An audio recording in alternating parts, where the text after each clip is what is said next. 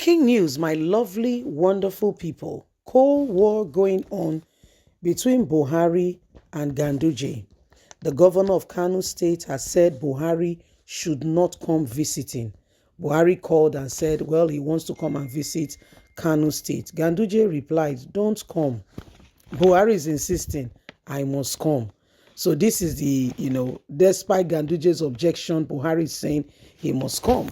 So you must understand that there is a serious Cold War going on, and Tinubu is not unconnected to some of these things going on. If you've been following closely Tinubu's campaign trail, Ganduje has inevitably almost been in all the campaign places that Tinubu has gone. Is one of those who believes in the Ashiwaju's dream and vision, and why he should become president. So there's a lot involved right now. And if you don't know, you may be mistaken. Please don't forget to give us a thumbs up, like us, share, subscribe. Let's understand all this. Cold war going on between Buhari and Ganduje as Buhari insists on visiting Kano despite Ganduje's objection. Don't come. Despite the objection of the Kano state governor, Ganduje, President Muhammadu Buhari is likely to still visit tomorrow as planned.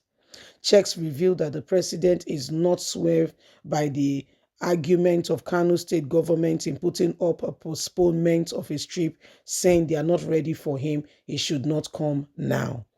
Ganduje had, during an interactive section with some stakeholders, including scholars, legislators, political leaders, and business community in the state at the government house Kano, revealed the decision to take the president to defer his visit, saying the state is deeply concerned by the hardship principally induced by the ongoing cash swap from the Naira redesign.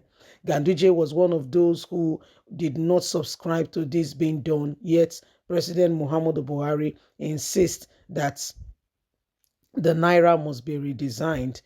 He said the decision was taken to avoid unforeseen circumstances and the people booing and hooting at Buhari, just like what they did to him in Castina, rejecting the president's visit and shaming him in presence of the nation. Consequently, the state government wrote a letter to the president outlining the reason why the planned visit is no longer anticipated in the air of what is going on. Ganduje wrote Buhari, please don't come. According to a press statement released by Abba Anwar, the chief press secretary to the governor, the decision to avoid President Muhammadu Buhari's against the visit was endorsed by the stakeholders in the state, as they all agree Buhari should not come. It's not a good time. The statement by the governor's spokesman reads in part, deeply concerned with the hardship caused by its limited time given by the use of the old Naira notes of the CBN. We have constantly called on the central bank governor to postpone this and nothing has been done. We are saying the president should please hold his visit until such a time that things are better. However, Buhari is insisting that he must come visit Kano State. A few days ago, President Muhammadu Buhari was in Castina, and the very people of his own state rejected him, booing at him and saying, we are not interested, don't come, we don't want you. It was a sight to behold. Again, Ganduje has come to the president saying, you don't need to come, stay where you are. See, you don't need to come. Okay, be comfortable, be content where you are. We are not interested. Trust me, we don't want you to come. But President Muhammadu Buhari is insisting that he must go. This is the same Buhari they will invite to other states that will not show up. Right now, he still wants to go to Kano State by hook or by crook, whether they want him or not. I thought you go to where you are needed and you are wanted. However, Buhari is insisting that he must come. Ganduje wrote to him, had a meeting with the stakeholders, leaders, and elders in Kano State, saying, this president visit, there is no need for it. We don't want him to come. However, Buhari is saying he must go, he must visit Kano State. So these are things that are going on. The people of Kano are not waiting for Buhari. They are not expecting him.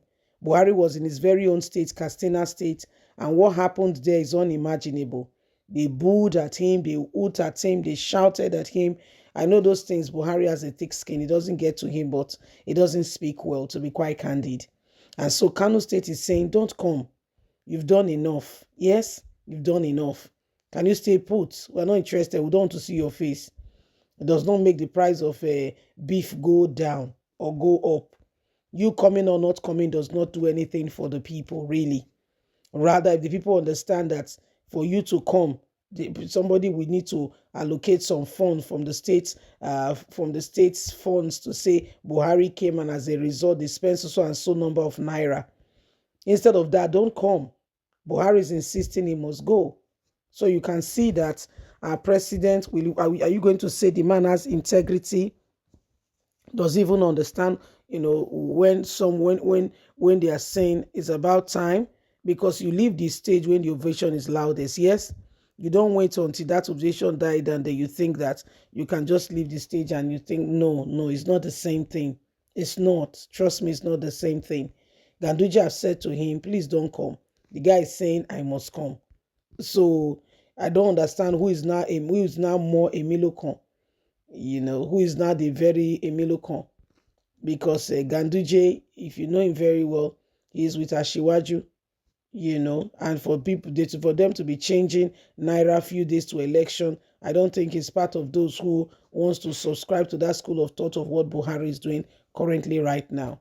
So when you look at it, Buhari, oh, yes, president, but toes have been stepped on. Oh yes, toes have been stepped on. Not everybody's happy. Not everybody's truly happy and, wants to, not everybody's happy. So these are possibilities of some of the things that are going on, and we just need to begin to understand it. That unless we arise together and reject every form of, oppression being instigated at us by some who call themselves leaders, but really, truly speaking, by the time you check their disposition, don't look very much like leaders, then you begin to understand that there is, real call for concern.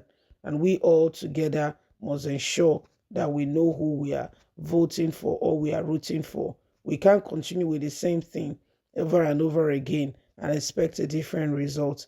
You're going to still keep getting the same result because you have not applied the different reagents. Until you do, the result is going to be consistent with what you've gotten before. So it is a matter of urgent attention. Every single person needs to begin to what we need to get on board and ensure that at the end of the day, we're not leaving ourselves to chance. Yes, it's so important. Bye for now. Please don't forget to like us, share, subscribe.